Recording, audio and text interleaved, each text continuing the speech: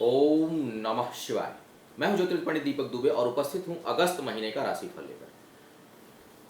अगस्त का महीना बहुत महत्वपूर्ण होने जा रहा है, इसलिए जो कुछ बताने जा रहा हूं उसको थोड़ा ध्यान से सुनिएगा, क्योंकि सबसे पहले बताऊंगा कि अगस्त महीने में ग्रह कौन कौन से बदल रहे हैं और कौन कौन से बड़े इवेंट्स आ रहे हैं, कौन कौन से ऐसी तारीखें आ रही हैं जिसमें आप अपने ज़िंदगी से संबंधित या अपनी समस्याओं से संबंधित निराकरण करा सकते हैं या कर सकते हैं। तो ध्यान से एक एक चीज़ को सुनिए, उसके बाद आपके राशि के बारे में बात करेंगे। सबसे पहले देखते हैं कि इस महीने में ट्रांजिट्स गोचर कौन कौन से होने वाले हैं। पहला गोचर सूर्य का होगा। सूर्य का सिंह राशि में, सूर्य जो है अपनी राशि में प्रवेश करेगा 17 अगस्त को। राहु और केतु का बड़ा ट्रांजिट होने जा रहा है 18 महीने के बाद। इसका जो राशिफल है वो अलग से दे रहा हूं, उसको आप मेरे चैनल पर देखेंगे। राहु केतु का प्रभाव कर्क राशि और मकर राशि में क्या होगा आप सभी के लिए। उसके साथ साथ शुक्र का जो है वह कर्क राशि में शुक्र भी प्रवेश करेगा, यह करेगा 21 तारीख को। और मंगल जो नीच में चल रहा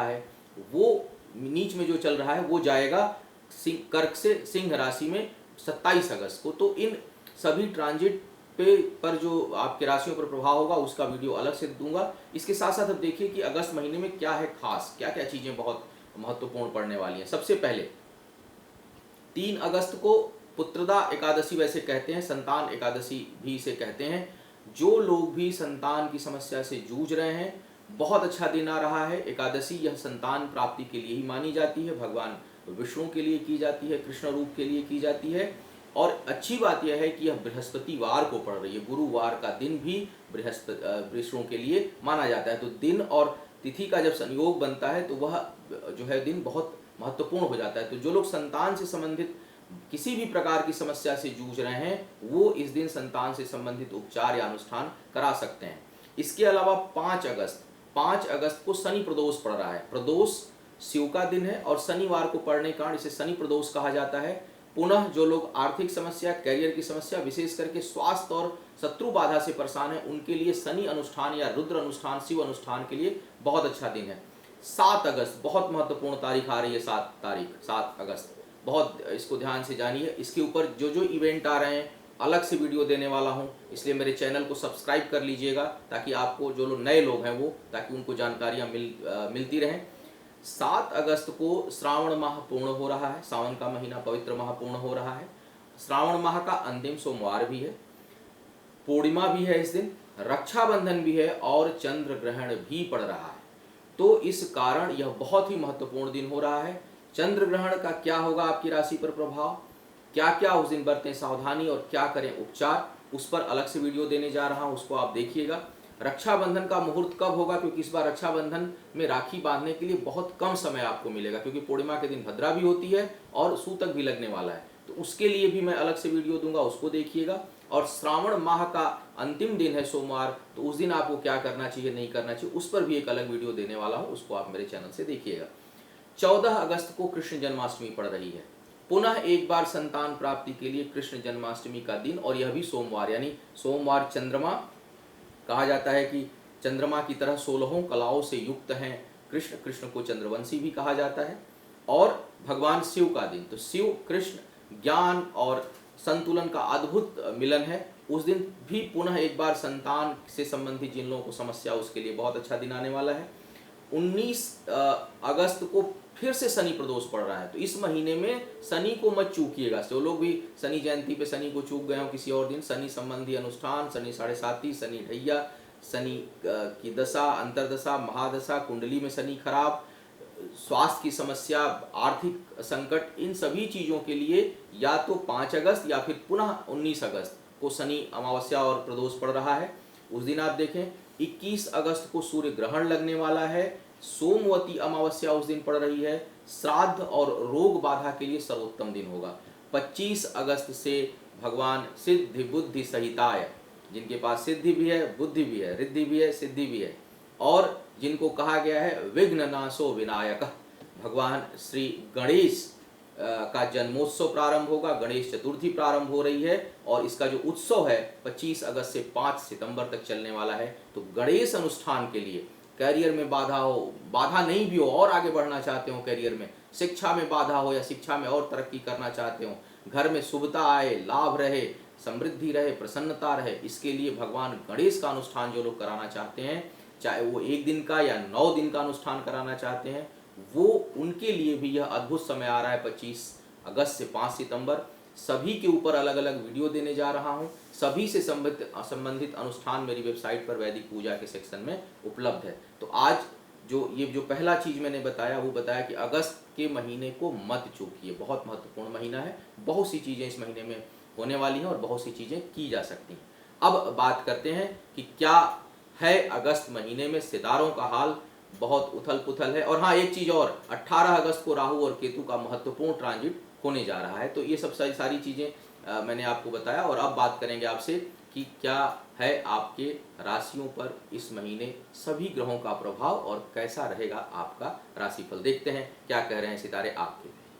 और वृश्चिक वालों की बात करूं तो इस महीने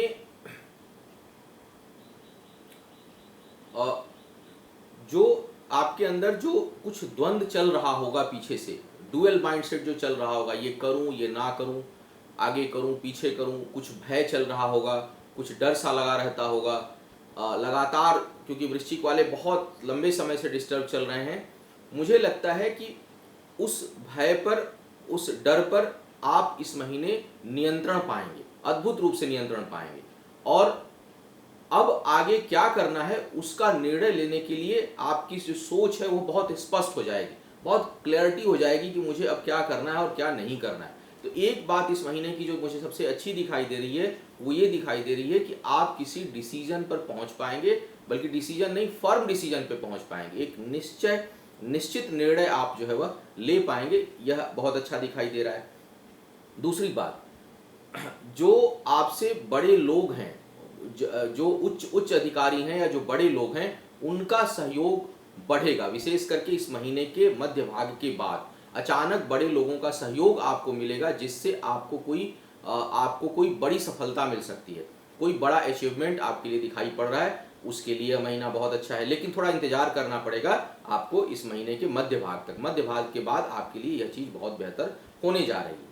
शिक्षा प्रतियोगिता में जो लोग पार्टिसिपेट कर रहे हैं, भाग ले रहे हैं, कहीं इंटरव्यू दे रहे हैं, उनके लिए भी यह समय बेहद अनुकूल हो सकता है या होगा। यदि शनि की दशा या अंतर्दशा नहीं है तो तभी यह सारे शुभ परिणाम आएंगे, क्योंकि शनि अभी बना हुआ है और वह नकारात्मक ऊर्जा देगा। फिर भी मुझे लगता है कि एजुकेशन के लिए यह महीना कुछ निर्णायक, बहुत से लोगों के जिनके लिए कंपटीशन या एग्जाम्स हैं, वो मुझे लगता है कि निश्चित सफल होंगे। सफलता के लिए काफ़ी अच्छा समय यह देगा और 15-16 अगस्त के बाद तो और अच्छा परिणाम देने वाला है। तो उस दृष्टिकोण से भी यह महीना आपके लिए काफ़ी बेहतर है।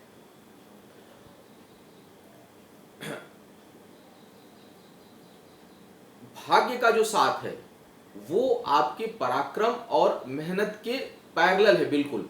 तो आपके लिए भी बहुत अधिक जो है वह डरने की आवश्यकता नहीं है, बल्कि निश्चय होकर के, निर्णय लेकर के काम करने की आवश्यकता है। क्योंकि जरा भी ढीले पड़ेंगे तो भाग्य साथ नहीं देगी।